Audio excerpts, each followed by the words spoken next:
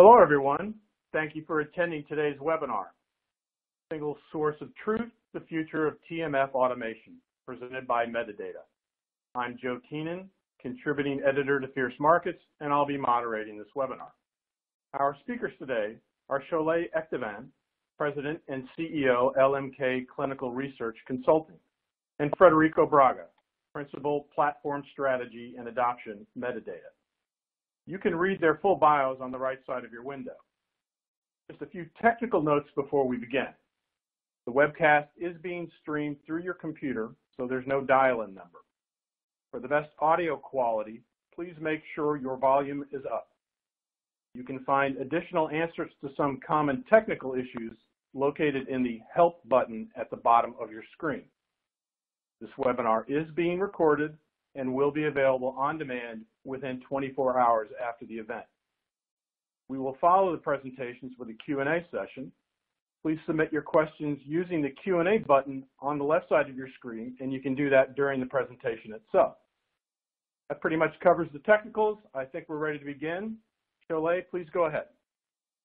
Great. Thank you so much, Joe. Good morning or afternoon, everyone. Thank you so much for joining us today.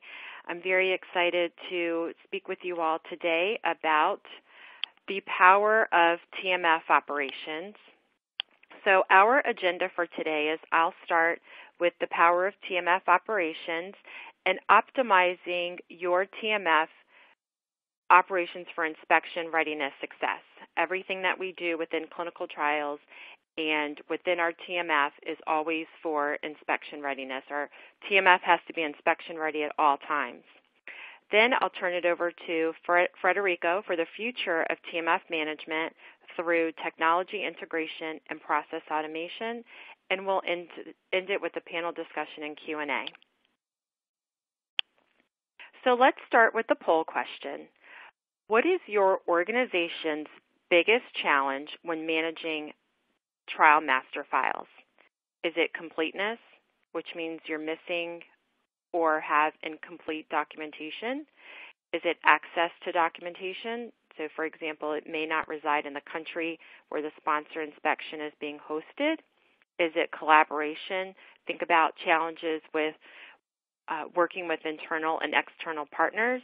Is it integration? You may have multiple non-integrated processes and systems. Is it adoption? You don't have an intuitive system and it's negatively impacting your user adoption. Or is it demonstrating oversight when activities are outsourced to a third-party vendor? We'll give you a few seconds, maybe about 30 seconds to answer the poll question and just pick the best answer for this question and hit the submit button, and I will share the results in just a moment. So I'll give everyone about 5 additional seconds, and then we'll launch the poll. Okay, let's see what the results are. And an overwhelming number of you said completeness. So you have missing and or incomplete documentation, which doesn't surprise me.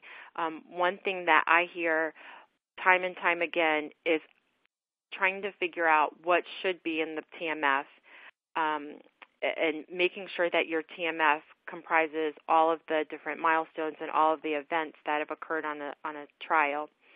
Second is collaboration. Challenges with working with internal and external partners, and that's something that we'll talk about today with TMF operations. Next, integration, which is something we'll also talk about today, so it's a good thing you joined us. Having trouble integrating or a lack of integration of processes and systems. And then demonstrating oversight when activities are outsourced to a third-party vendor, which is increasingly important with the updates to ICH Release 2. And then we have, in a tie actually, access to documentation. So the documentation may reside in the country where the sponsor or inspection is, or may not reside in the country where the sponsor inspection is hosted. And then adoption, non-intuitive systems that are negatively impacting your user adoption. So thank you so much for taking the time to answer the poll. So let's jump right in and talk about TMF operations.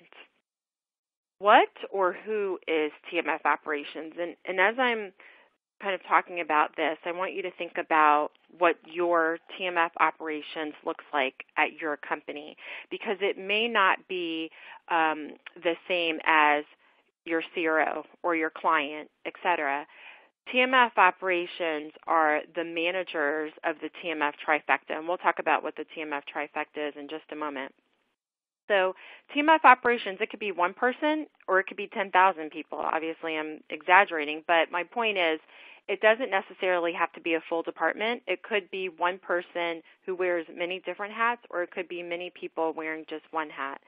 So the TMF Operations are the resources that support the transactional activities related to the TMF. So think about documents coming in, documents being QC'd, uploaded. They're looking at the format of the documents and documents and data. So think about that. And the metrics related to these activities. They're responsible for defining the TMF specifications. So what are the documents that we're going to collect in our TMF? Yes, we're using TMF Reference Model version 3, but there are additional documents that we need to collect in order to be compliant in Canada, or we're a device company, so there are additional considerations that we need to have. So those are some of your TMF specifications. It's also how do you collect documents? And how do you ensure quality? What are your SOPs and your processes? TMF Operations also establishes, and they also may perform in a centralized model, TMF quality reviews. So the number one answer in the poll question was determining completeness. Many companies struggle with determining what should be in a TMF. And your TMF Operations group can help you establish what should be there in terms of TMF quality and completeness.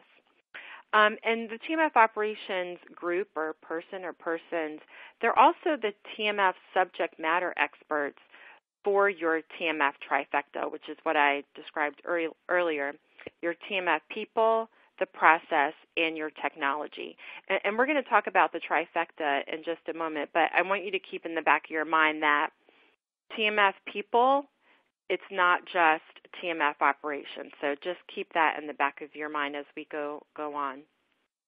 So what is the TMF Trifecta? And as I just mentioned, people, it's not just the people in your TMF Operations group. So remember that TMF Operations is managing the TMF Trifecta, so they're kind of overseeing this.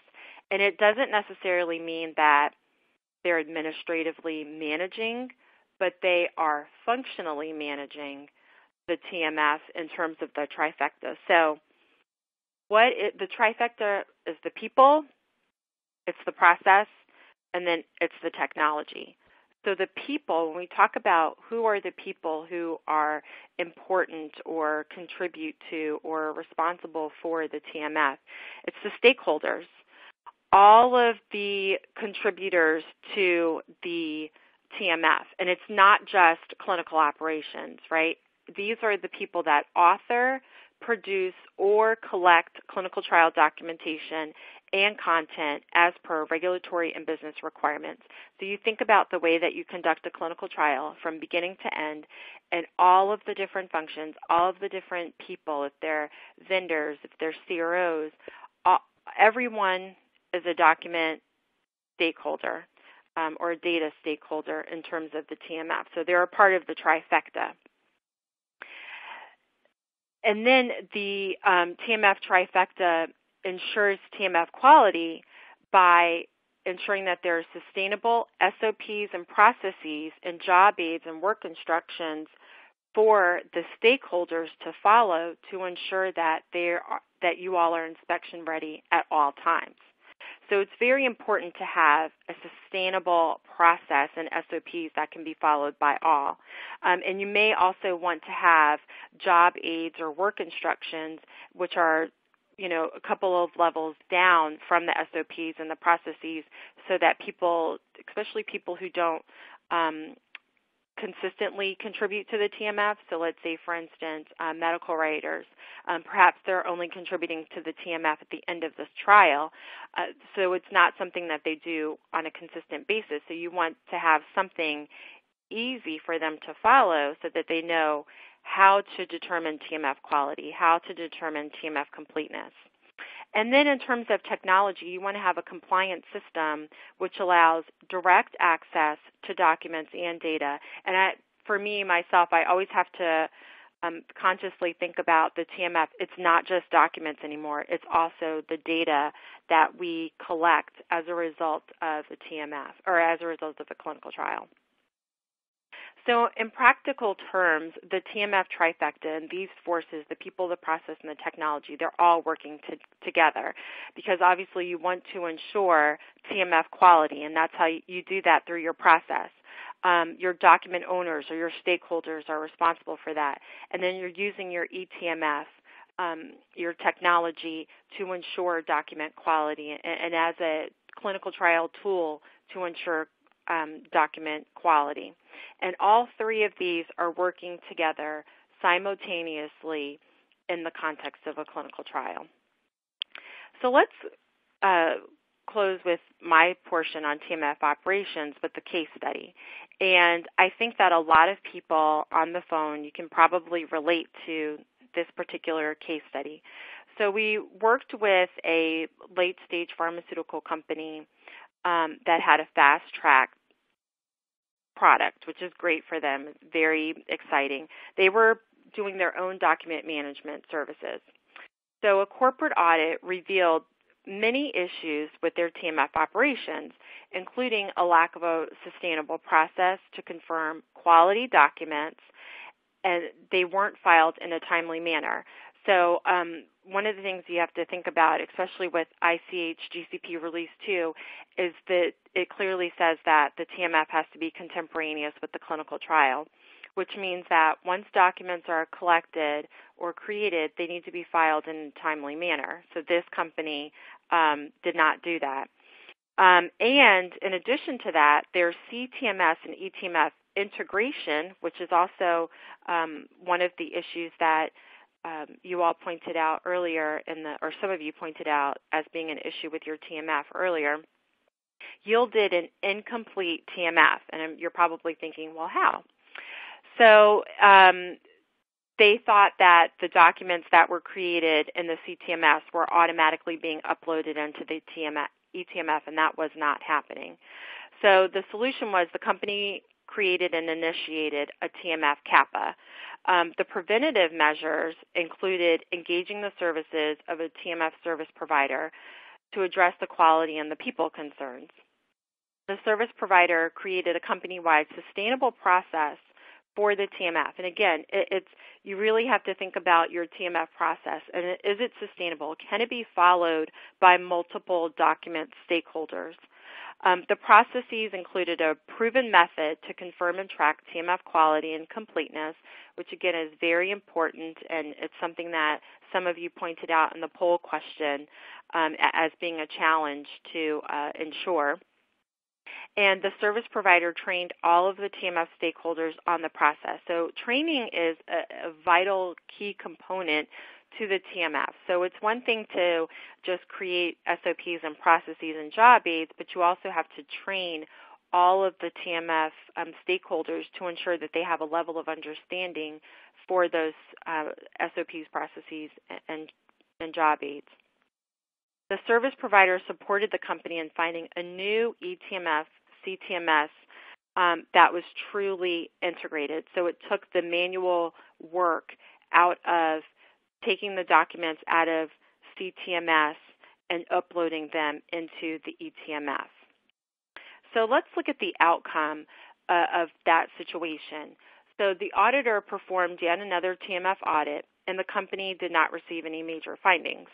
The company created a new role, which is a TMF owner, and this something that I always advise companies to do is to have a TMF champion within your organization. It can be someone who wears multiple hats, depending on the size of your organization, but it really helps in terms of change management to have someone who owns the TMF and who is the champion for that TMF. To own all of the business processes and manage the eTMF solution. The TMF owner worked closely with all of the TMF stakeholders to ensure that the processes were followed and the TMF was inspection ready at all times. The TMF owner implemented a new TMF integration process, again for the automatic filing of the documents within the eTMF from the CTMS system. So sometimes it takes an audit, we hope not an inspection, but sometimes it takes an internal audit to uncover what the issues are and to help guide to determine how do we fix this, how do we make it better, how can we ensure that our TMF is complete, how can we ensure that all of our systems are integrated and we have an inspection-ready TMF. So now with that, I'd like to turn it over to Frederico, who will be talking about the future of TMF management through technology integration and process automation. Thank you. Thank you very much, Sholeh. I think that was a very interesting description of a use case and very interesting answers to the poll in the beginning. I'd like to pick that up again, actually, because we at Medidata, we're developing, continuously developing our eTMF solution, which we launched in the market about 6 months ago. And while we do that, we obviously try to monitor the market closely and work with the customers that we already have and the ones that are coming to understand what their challenges are, to see how we can improve our solution. And, those that we polled were actually a lot of the things that we've heard throughout the last few years. But there's also other challenges that we've, more technical challenges that we're going to try and address with our solution. Those are related essentially with the migration of studies, moving from a paper to an electronic. And I guess there's two aspects of that, as I'll talk through the presentation, which are the technical aspects of doing a migration and having certified copies, scanning, etc., and then process-related changes that have to do with moving from working with paper to moving to an electronic world, and implementing completeness, timeliness, and quality metrics and dashboards, as Sholeh mentioned in her example, that would have probably helped that customer before the findings, and just how resource intensive these solutions are and how costly it is to maintain an eTMF. I recently was speaking with a customer where a CRO asked for an increase of 5% in the overall study cost to manage their eTMF in an external system. So instead of using the CRO system, and obviously that's the CRO had good reasons to do that because they probably had the bad experiences with using other systems, and so there's obviously a lot of burden to whoever's managing the collection of the trial master file and filing of the artifacts in that process. So beyond that, if we look beyond eTMF, and our product is, we're building a regulated content management solution, which then has several modules. One of them is eTMF, but we have others like SOP management, and we'll be building other features that are heavily relying on the management of regulated content. But essentially what we hear from customers is that they have multiple systems today that manage both the regulated and the non-regulated content. There's issues with user adoption, and I noted that was actually not so much identified as a pain point in the poll, but in my personal experience working with customers, I often see that the lack of completeness is somehow related with the fact that users have difficulties in adopting the product. And to Sholeh's example, where creating work instructions is very easy because I just use this system once a month. That's exactly to this point. If a user has to remember to log into a new system which he only does once a month, that's an example of how the users see that that easiness of use of the system is fundamental, and if it's not there, they'll just stop doing it and wait for someone to knock on their door and tell them they have to do something. And then these systems are typically resource intensive and very costly to maintain. And so these are the kinds of things that we're trying to address with our system and with our solution and with the capabilities that we're developing. In terms of what is the impact of this, and Sholeh mentioned one example of one inspection. There's some curious metrics that we've collected, and we observed that 32% of documents are still managed outside of the TMF or the enterprise content management system, emailing things back and forward. That's the typical scenario. 35% of site inspections were delayed due to incomplete or unavailable TMFs, and 20% of total deficiencies were for essential documents, documentation control, or source documentation. And I wanted to ask a question to the audience. There's another poll, which is basically if you think that there's a relationship between these findings and the fact that a lot of the sponsors and CROs and sites are still exchanging and collaborating using email and paper. And as you can see here, through some investigation, we discovered that there's a sense that 76% still use email and 52% paper. So the question is basically yes or no. Do you think that there's a relationship between these findings and the use of paper, predominant use of paper and email to exchange data between sponsors or CROs and the sites? I'll give everyone a few seconds to respond.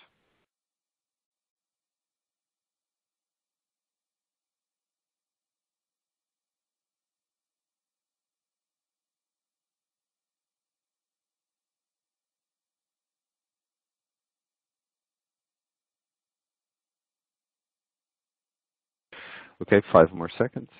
1, 3, 5. Okay. Thank you very much.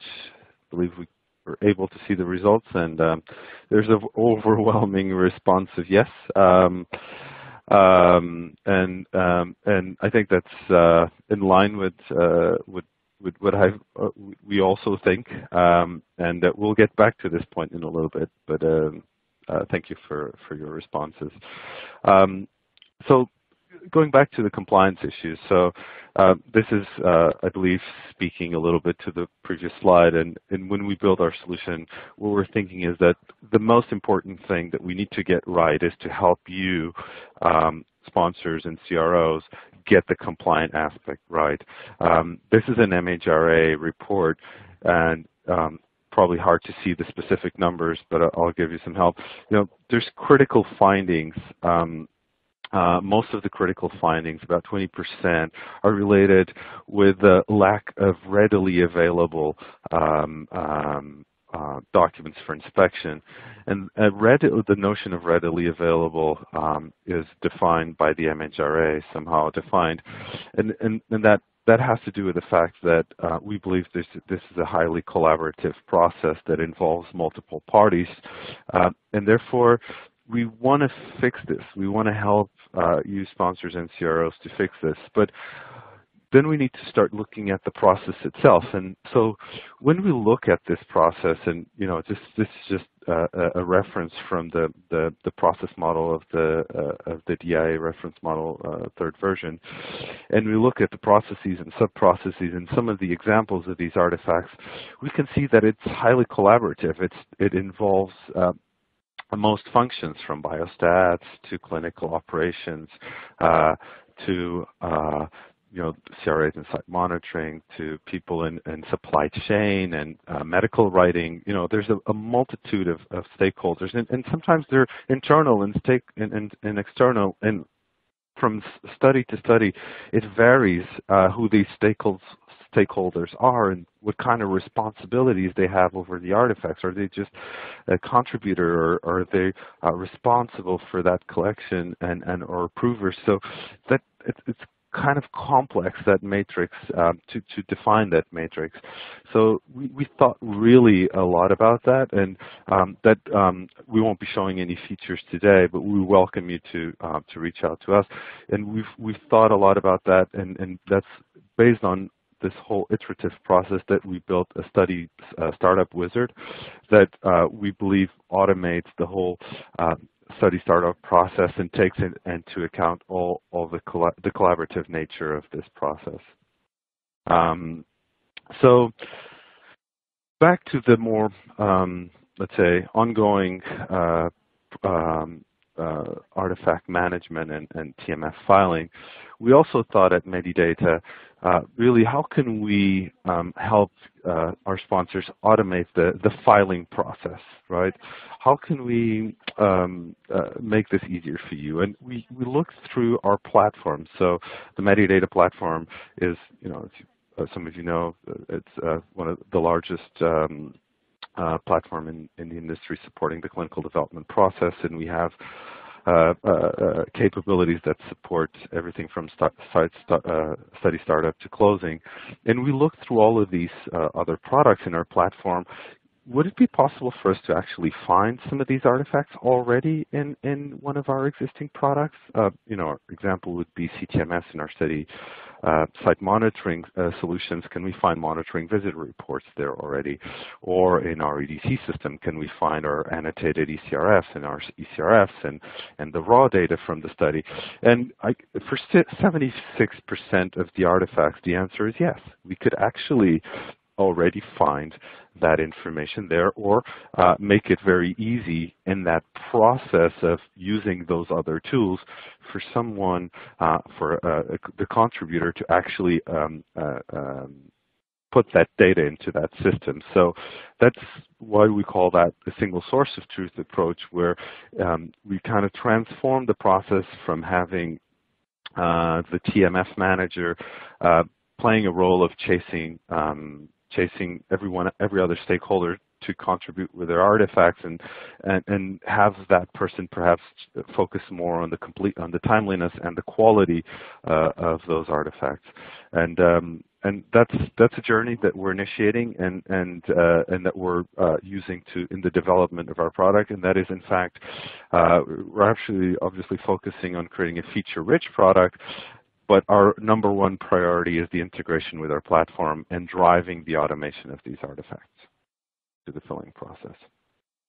But we're very much aware, saying this, we're very much aware that this is not just a technology change. As Sholeh mentioned, there's a process transformation that needs to take place, and sponsors and our partners such as LMK play a decisive role in how they approach this change, and really moving from that passive paper process to a more active process where they start to see some of these metrics. There's people responsible, like that role of the TMF manager, and to this more automated world.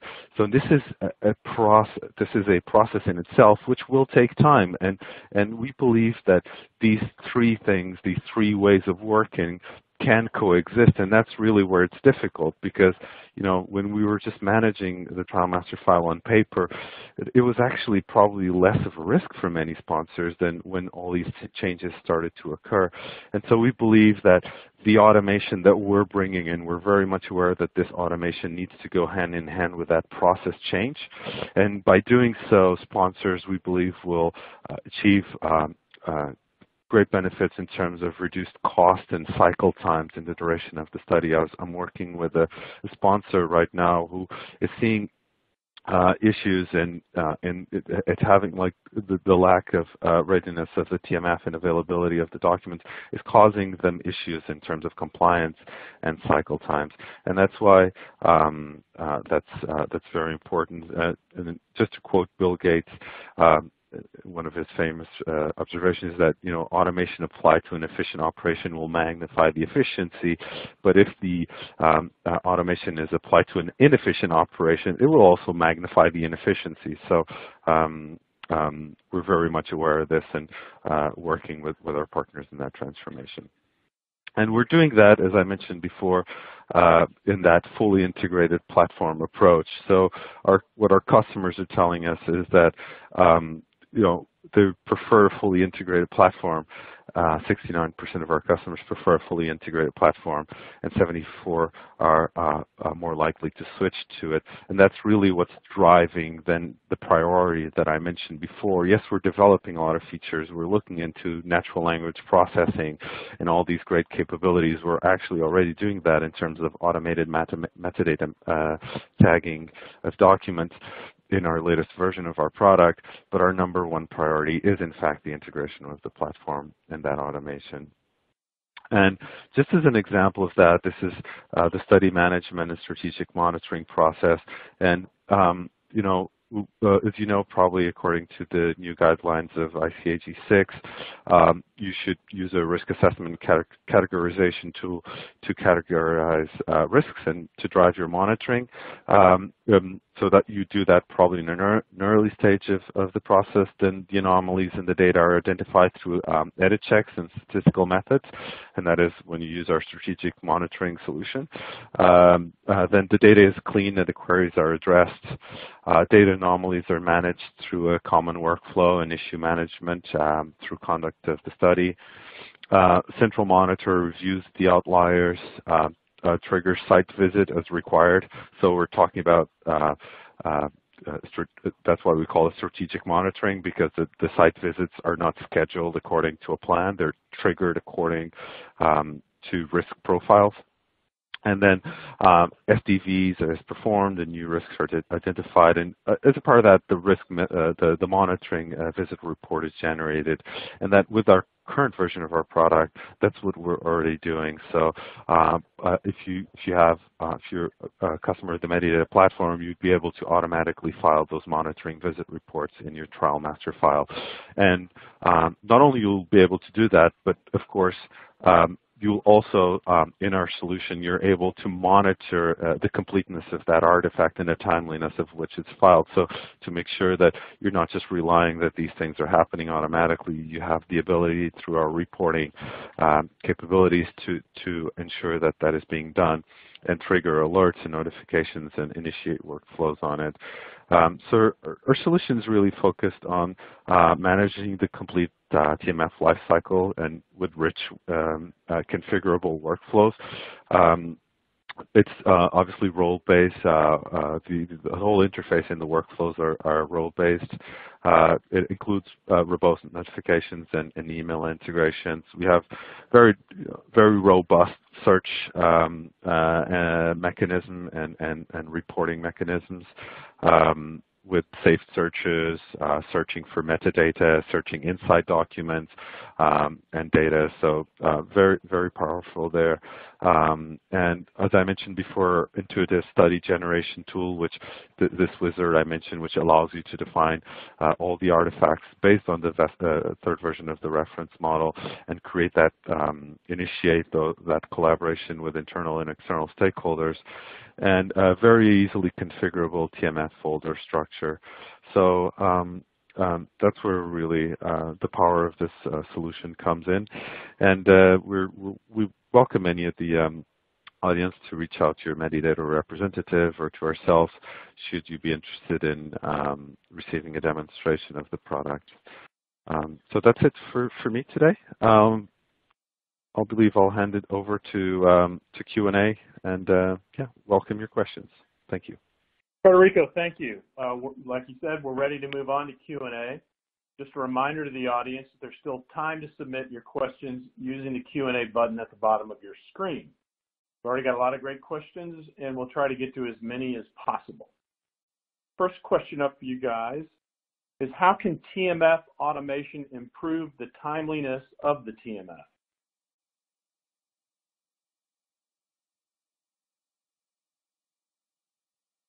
I can take that. We believe that it can, because by automating the process, we can create in the workflows that initiate the transfer of the artifact or the filing of the artifact into the TMF, into our regulated content management solution.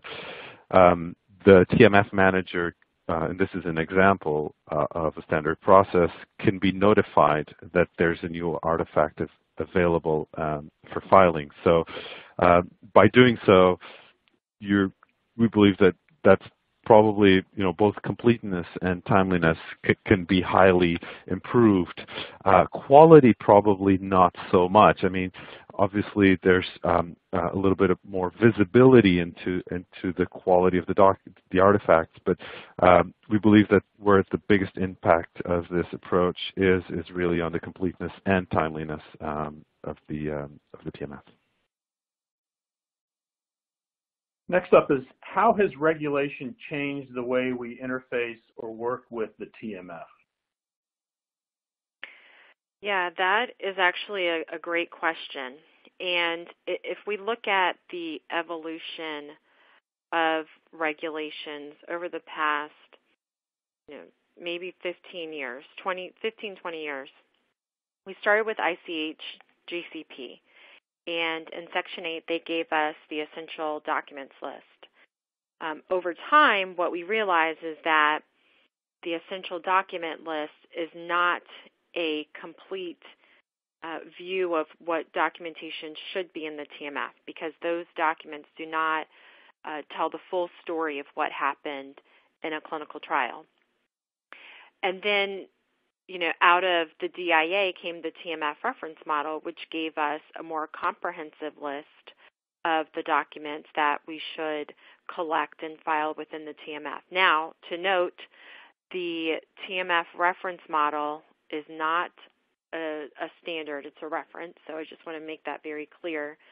But over time, what we have seen is the regulatory agencies being more strict and being more clear about what they expect in the TMF. So take, for instance, the MHRA Gray Guide. They give us a lot of information and definition about what the TMF should contain. And then just this past year, what we see, the EMA reflection paper, which is an interpretation of ICH GCP Release 2, talk more about the contemporaneous nature of the TMF and what should be included and how companies should manage their TMF. And ICH GCP Release 2, of course, now they tell us very specifically that Section 8 is not a complete list of all of the documents that have been or that should be filed within the TMF. So I think there's an evolution of regulation. I don't think that we've seen the last of it. If you know that ICH E8, the modernization of clinical trials, is currently being updated, and as a result of that update, ICH GCP E6 is actually going to be updated as well. So I don't know if they're going to call it Release 3. I have no idea, but they're going to update that as well, and I don't know what impact it's going to have on the TMF. But there's definitely an evolution. 21 CFR Part 11 is being updated right now as well.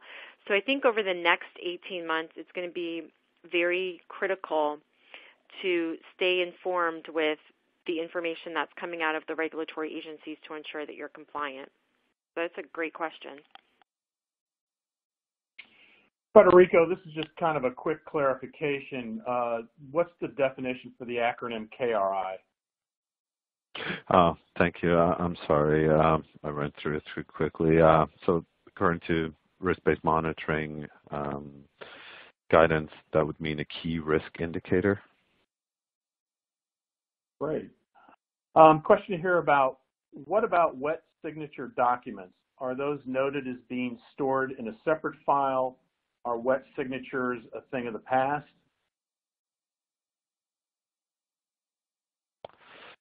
Sholeh, Yeah, go ahead, Fred. Okay, I'm sorry. No, you go ahead. You go ahead, please. Okay, so I would say that wet signatures, I mean, really look at your company documentation retention policy. There's nothing in the regulation that talks about wet ink. Okay, it says signatures, but are you using a digital signature? If you're using a wet ink, what do your documentation retention policies say to do with that wet ink signature? So that's very company specific, and it's also region specific. There are some regions that require you to retain the wet ink document. So I think first, understand the region that you're working in and their regulatory requirements. Second, follow your own internal documentation and policies when it comes to document retention of wet ink. I hope that they're going to be a thing of the past very soon, because it's becoming cumbersome to keep them both. So Frederico, I'll let you answer from kind of a technology point of view. Yeah, and I like that question a lot because, internally one of the things that we discuss, for example, is this slide I was showing with the move, that kind of vision and maturity and change, and that's why we think we can't be pretentious enough to think that everything's just going to be automated. We know exactly the industry that we operate in, and that's why we suggest that we are cognizant that you need to maintain these different ways of working. Yeah, there are still some regulations that require wet signatures. There's even some artifacts that are not even possible to hold electronically. I believe like the most prominent example would be the informed consent forms. And it's one that is actually very dear to our heart because we're at Medidata, we're making a huge push in the industry for electronic consent of patients.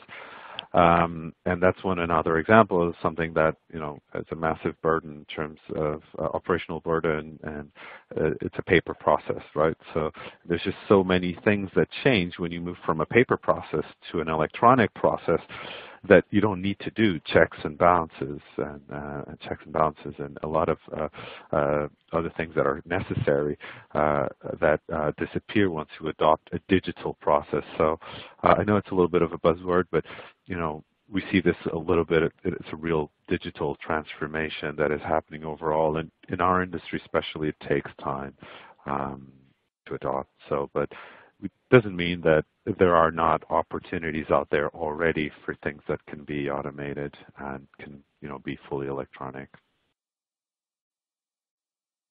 Is your solution validated at 21 CFR Part 11 compliant? I can answer that question. Yes. Yes. Absolutely. And I'm sorry, Frederico, did you have more to add? Yeah, I was just saying it is, and we normally welcome our customers to audit us. It's part of their processes. It's normal, and Medidata is, has multiple solutions, hosts multiple solutions for multiple customers, and very frequently audited by our customers. Okay, next question up. If this eTMF solution is utilized, and later down the road we move to another EDC platform, is the eTMF still able to run on its own? Great question. Thank you for the question, actually. Gives me the opportunity to talk about something which I mentioned before, but the answer is yes. The reason for that is because in all our platform, we have an open APIs. So that means that you can, and now I'm referring specifically to the RCM solution, you can use our open APIs to essentially put documents or artifacts or data in the RCM platform and take them out. So in full transparency, obviously you would need to define, create that API, configure that API, document it, test it, maintain it. When you have all our products, we do that for you, but you would be able to do it. And I think that's not different from any other trial master file solution out there. You normally have to go through that. So, yeah, good question. Thank you. All right. That was actually our last question. Thank you, Frederico and Sholeh. I'd like to thank everyone for attending this Fierce Markets webinar and submitting so many great questions. Again, thanks to the speakers and Medidata for presenting today's webinar. A reminder, the webinar has been recorded. You will be able to access the recording within 24 hours using the same audience link that was sent to you earlier. Thanks again for joining, and we look forward to seeing you at future events.